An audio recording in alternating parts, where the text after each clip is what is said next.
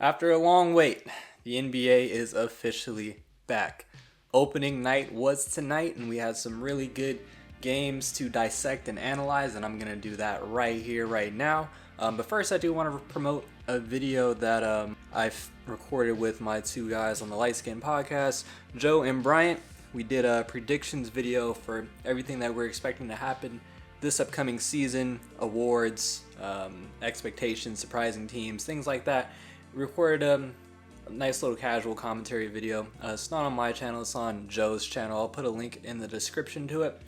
We had a lot of fun doing it, and we're going to try to be consistent all together, making content on the NBA. But back to the task at hand. My main takeaways from opening night tonight, two games, and we're going to start with the first one on deck, the Knicks versus the Celtics. It was banner night for the Celtics, a lot of energy in the arena. And this was a highly anticipated matchup because obviously we have the defending champion Celtics going against the team who made a lot of moves this offseason. They were the most active team this offseason. The Knicks had a lot of major pickups, unexpected pickups of fringe all-star talent and bona fide all-star talent. And this is the team that a lot of people are saying is the second best team in the Eastern Conference, on the doorstep to challenging the Celtics. And it seemed like the Celtics came out here with something to prove, honestly. Right out the gate, they were laser focused. No signs of post-championship hangover. Starting with their shooting. They damn near broke the NBA single game record for most threes. They were on point. Couldn't miss. We know this is a big part of the Celtics offensive attack. The barrage of three-pointers from every person on the court at all times. They always have five players that can knock down an open three. And yeah, it was no different today. Jason Tatum was creating for himself whenever he got a switch, or he was just getting a lot of high screen and rolls in which the Knicks bigs, either if it was Sims or if it was Towns, they weren't high enough to get a hand to contest. Mikal Bridges and Anunoby just weren't able to get over the screen in a most efficient fashion to bother the shot, and Tatum was eating out of that high pick and roll to hit three after three after three. And also when there were rotations, when a weak side defender would rotate onto an open man, or if they put two on the ball on a Jason Tatum screen and roll, there was no hesitation from the Celtics to swing it to the open man, whether it be somebody one pass away in the corner, like a Derek White or Drew Holiday for a catch and shoot three, or if Derek White had to flash the free throw line extended to make that pass to the opposite wing, opposite corner. Their passes were on point to keep on getting open looks from three, and they were just knocking it down. Like I said, all five guys on the team were ready and able. I think this is one thing that kind of goes not unnoticed, but I think it's overlooked. Pretty much everybody on this Celtics team, all of their prolific, high-volume three-point shooters, they have a really quick release. Like Derek White, there are often times when he got the catch, and the opposing defender wasn't too far off of him, but because of his release being so quick, like it pretty much was an open shot. The same goes for Drew Holiday as well. Peyton Pritchard, Sam Hauser, these guys are just, they're bona fide catch and shoot knockdown shooters, and it showed in this game. Another big thing for the Celtics was their defensive versatility. Also, nothing new. We knew about this going into the season. They pretty much can switch everything. Derek White and Drew Holiday can guard up positions. Jason Tatum and Jaylen Brown can pretty much guard four positions on the court, and five positions if there isn't like a traditional back to the basket five man. And Al Horford is capable in defending in space when he has to switch onto the guards. So whenever the Knicks did go into some screen and roll action, the Celtics didn't have any problem switching onto it if they were switching from Jaylen Brown to Drew Holiday or Tatum to Derek White. There was no defensive drop-off whenever they had to switch. And then another big takeaway from the Celtics this game was the aggressiveness of Jason Tatum and Jaylen Brown. We know they've been kind of slighted this summer, with Jaylen Brown coming off of winning Eastern Conference Finals MVP, Conference Finals MVP, and not getting an invite to the Summer Olympics for Team USA. Quite disrespectful. Jason Tatum was top 5, I think, in MVP voting, All-NBA first team, and was getting DNP after DNP in the Olympics. Quite disrespectful. Not something that either guy is going to come out and voice, but it kind of seemed like in their play they kind of felt like they were slighted. I think the whole Celtics team felt a little slighted because a lot of people were kind of discrediting their title run, saying it was a little Mickey Mouse because of a weaker Eastern Conference facing a lot of injury-riddled teams. But I think they came out here not with any semblance of a championship hangover. They actually came out of here with a lot to prove. That's what it looked like from the whole team, and especially from Jason Tatum and Jaylen Brown. A perfect game pretty much for the Celtics, even though for the last 5 minutes they couldn't hit 1 3 to break their record. That was kind of ridiculous. I think they missed like 10 in a row in a 3-minute span. On to the Knicks. Not the game that you want to see as a Knicks fan for more reasons than one, but we'll start out with the positives. I really liked Miles McBride's play off the bench. He seemed to be really aggressive, like he was ready to seize the moment now that Donte DiVincenzo's not on the team. We're kind of looking at Miles McBride to step right in and take all the shots that Donte DiVincenzo was getting, all the opportunity that he was getting. We knew he could be a capable 3-and-D guy. He came in as a great defender. He'd really developed his outside shot to be a 3-and-D guy, and looks like this year he's going to get a lot more shot creation opportunities to create some offense for himself. And the Knicks are really going to need that, given that they lost a lot of depth this offseason. So I really liked Miles McBride's aggressiveness and creating some points for himself in the mid-range, a lot of mid-range pull-ups. He was getting into some floaters as well out of the pick and roll. So all in all, a really good game for Miles McBride. But yeah, that was really the only positive for the Knicks today. I mean, Brunson still looked like Brunson, but it's kind of something that we're all going to take for granted because he is so steady and so consistent in his offensive attack. He was still operating in the pick and roll, getting to his mid-range, into his in-between shots, drawing the fouls on defenders, closing out a little too hard behind him. That's nothing that's going to change. We expect that from Brunson. But everything else looked pretty bad for the Knicks, not going to lie. Like, their offensive spacing was really bad, especially in the first half when nobody could buy a bucket outside of Jalen Brunson and Miles McBride and even Cat. Cat had a good first half, but OG Anunoby didn't really take a lot of threes, and I don't think he hit a single one. Mikal Bridges' shot looked completely broke, not just for the simple fact that he was missing, but his shot just looked ugly form-wise in the first half. Josh Hart, we know how much he was struggling in the preseason with his outside shot. He couldn't buy one, and then obviously when Jericho Sims is in the game, that's a 5-man that cannot space the floor. So that made things a lot harder for the Knicks offensively, especially for Jalen Brunson, because we know he likes to get inside and play inside-out game. They're going to need Mikal Bridges to be a bit more aggressive. I think he was really aggressive in the third quarter particularly, especially when Brunson went to the bench. He hit his shots. He hit some corner threes. He was getting to his mid-range a little bit. But they're going to need him to be a reliable third option, not somebody to just be a 3-and-D guy like he's in his second year in Phoenix. No, he's going to have to be like a 16, 17, 18 point per game guy, efficiently hitting his shots. Same thing with OG Anunoby. They're not going to need him to fall back to sub 10 points per game. No, he's going to have to score 14 or 15 points per game, be an efficient knockdown 3-point shooter. Josh Hart, they're going to need him to hit his outside shots. So it's only game one, but they're going to need their wings, their 3-and-D wings, to actually have a 3-point in their archetype. And I don't know what it was with Mikal Bridges. I don't know why he was like tampering so much with his jump shot. It just looked so off in the first half, but it looked a lot smoother in the second half, in the third quarter when he was hitting the shots. And then Karl-Anthony Towns, he had a solid first half. He was actually getting looks and getting some post-ups as well. But in the second half, I cannot remember a single Karl-Anthony Towns highlight. Like in the third quarter, right before Boston really started to extend their lead, I cannot remember a single thing that Karl-Anthony Towns did.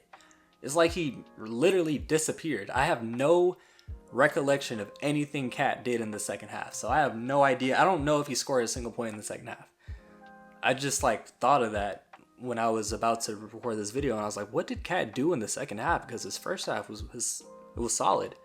And then he just wasn't getting any touches. I don't really think he was demanding the ball. I can't remember a time where he was demanding the ball and didn't get it. I don't think he was really involved in pick and rolls, so I really don't know what he was doing in the second half, but that's another thing that the Knicks can't afford. They'll need Cat to be locked in 100% of the game and to be a factor on the offensive end, because that is the plus of Cat.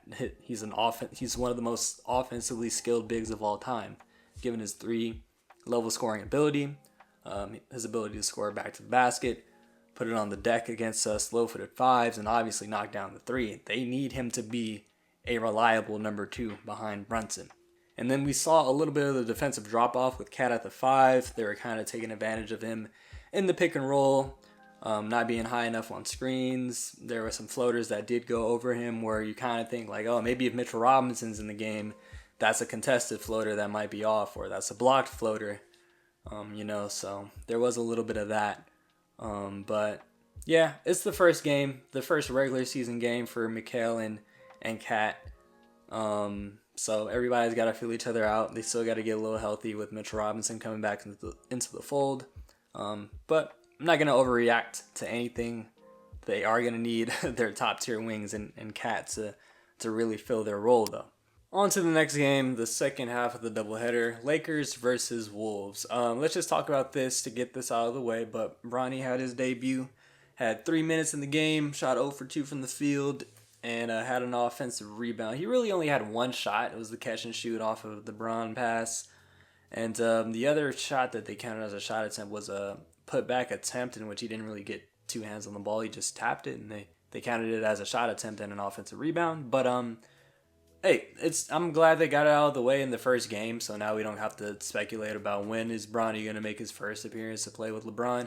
It was a cool moment. I didn't really have any problems with it. I think JJ Redick picked the perfect time to make that substitution, like midway / towards the end of the second quarter. While the Lakers had a 15-point lead, they were able to go into halftime with a double-digit lead. So the moment's out of the way. History's been made. We can move on. Hopefully Bronny gets a lot more reps in the G League, because it doesn't look like he's ready for NBA play until his shot is a little more reliable and he has a better understanding of NBA defense. I think his individual defense is pretty solid, but he still can get lost off ball defensively sometimes. But we're not supposed to be talking about Bronny for this much. I think I've talked about him for a minute now, so let me move on. Anyway, we'll start with the Lakers because they won the game and they looked pretty damn good. Quick disclosure, I am a Lakers fan, so there may be some bias. I try to be a very unbiased Lakers fan, but it is pretty hard to find an unbiased Laker fan out there. But I think the Lakers looked really good today, especially offensively. They were running their offense through AD. I think JJ Redick had a lot of offensive sets that were run to get him open looks in the high post / like ISOs at the elbow or foul line extended or top of the key, which was really good and the best plan of attack for getting AD the ball against a paint defender like Rudy Gobert. You want to get him out in space as much as possible, want to get him moving his feet on the ball as much as possible, and we know AD is a very skilled big with ball handling ability, no Diddy, and he was able to get a lot of straight line drives using like triple threat moves to get Rudy off balance a little bit, drew some fouls on him, hit some shots over him, and then when they did go smaller and Rudy was out the game, AD was aggressive when shooting some fadeaways over Randall, some fadeaways over Naz Reid. AD just looked really aggressive, and I think we saw JJ Redick's emphasis of trying to get AD involved in the offense early on and making it a point of emphasis to have him be the focal point of the offense. We saw that in Game 1, and AD had a monster Game 1 and a monster second half. The offense looked really good when it ran through AD. They didn't shoot the ball well. I don't expect them to shoot 15% or 16.7% from 3 the entire year, but we did see them try to get a lot of threes up in the first half, and that was another thing that JJ Redick talked about. He wanted the team to shoot more threes. They did that. They didn't make a lot of them, but it's good to see that the team is trying to instill what JJ is preaching. So we're already seeing some JJ Redick impact on this offense. Another thing was the Lakers' aggressiveness with hitting the glass. They really attacked the offensive glass. Austin Reeves stood out the most. I think he had like 5 offensive rebounds. He might have ended the game with 10 total rebounds. He was really attacking the glass, going up amongst the trees of Gobert and Randall, getting a lot of second chance points. Austin Reeves was always somebody who's going to, dive on the floor, make hustle plays, put his body on the line. He's always been that type of player, and it really showed itself today. He didn't shoot the ball well from three either. He was 0 for 5 from three, but his impact was felt, whether he was getting loose balls, off-ball steals, offensive rebounds, moving the ball in the fast break, making timely passes. Austin Reeves, I think he was our third best player behind AD and Rui Hachimura, who was really aggressive on the offensive end, particularly mid-range and in. He had a lot of pull-ups, like foul line extended, some catch and shoots off of AD passes, and like a little bit of a high-low action. I think there are like multiple instances of Rui getting the catch and shoot from like 15 feet out, which was cool to see. And he was aggressive driving to the rim. He had a driving poster on Rudy Gobert. He had I think a backdoor cut in which he got a standstill poster on somebody else. But I liked seeing Rudy aggressive offensively. And honestly, this team, like, it looked like a competent team while Bron was just chilling. I mean, like, he was just chilling. Like, there are moments in the game where either I didn't even realize Bron was on the court, or I didn't even realize Bron was on the bench for like a 5-minute extended period, because the offense it didn't look like it revolved around LeBron for like the first time in a while. Obviously, the 3-point shooting made the offense look a little ugly at times, but they were still getting good looks. They were still moving the ball and getting good looks inside off of backdoor cuts. There are a lot of like backdoor cut out of bounds plays that looked like JJ Redick drew up to get some open looks. All in all, the offense looked really good without having to have Bron being ball dominant. He only ended the game with the casual, what do we have here? 16 points, 4 assists, and 5 rebounds. Only shot the ball 16 times, but I mean, it didn't really feel like he put his stamp on the game, but the offense still flowed very well. So that was really pleasant to see. And then we got some good minutes from Dalton Knecht, who I love the pick in the draft in real time. I thought we got a steal wherever we got him, just outside the lottery. I think he's going to be our best player off the bench due to his shooting potential. It seems like he has a really good feel for the game as an older rookie.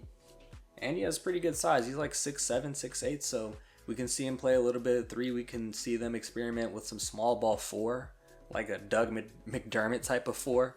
I think Dalton Knecht is going to be really good this year, and he's probably going to be the most reliable scorer for the Lakers off the bench, because looking at it, they don't really have a lot of reliable scorers off the bench. Like Gabe Vincent hasn't really, I mean, obviously year 1 was a little rough with the injury, and this game he didn't really have an impact on the game either. We haven't really seen Miami Heat Gabe Vincent in almost 2 years, so maybe a little more than 2 years. Max Christie can really play a lot due to foul trouble. And I already talked about Dalton Knecht. I think he has a high upside offensively. Jackson Hayes was actually really good off the bench. He was really impactful as a rim runner. Had a lot of like contests. He had a really good block on Conley in the corner. A really good roller off of D'Angelo Russell pick and rolls. Like, he was really active. So I think if he's going to get consistent minutes as the bench 5 for us this year, it could be really good.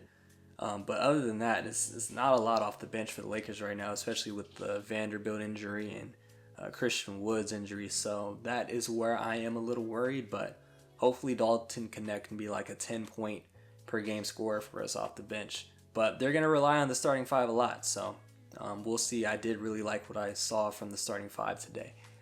As for the Wolves, it was a rough showing for them. It didn't really look like the team wanted to play today. Like, Anthony Edwards brought the energy. We always know Anthony Edwards is going to bring the energy. There was a stretch where in the second quarter, the Wolves were just looking abysmal. The energy was down. They weren't getting back in transition. They were having sloppy fouls. And Anthony Edwards came in the game. He had a drive to the rim. He got fouled, and he was trying to rally the troops, telling them to wake up. And that's just a testament to his mindset, his drive, his competitive fire. And from that point, the energy picked up from the team. And the Wolves were able to close the deficit a little bit. But it looked like he was the only player on the team that showed up to play. Naz Reid and Nickeil Alexander were hitting their shots, but I don't know. The energy looked down from Randall. He had some lazy fouls when shots didn't go his way. I don't think Jaden McDaniels had a particularly great impact on the game. And the Wolves defense, though the Lakers only scored like 110 points, which is right around league average nowadays, the Wolves defense didn't look like it looked like what it looked like last year. Like, the Lakers were able to get to the paint at will. There wasn't a lot of paint deterrence, and they were getting killed on the offensive glass as well. So I don't know, just game one, can't really judge too much off of it, but that was my immediate takeaway. Anthony Edwards still looked great. He was trying to will the team back into the game, but the energy 2 through 9 was just not there for the Wolves. And their half-court offense looked pretty rough outside of Anthony Edwards' shot creation from the perimeter and driving to the hole. Outside of that, there weren't a lot of easy, wide-open looks generated for Wolves not named Edwards. Like Jaden McDaniels didn't really get a lot of clean catch-and-shoot shots from outside. Julius Randle didn't really look too comfortable in the offense in the half-court. Mike Conley went 0 for 5 from 3.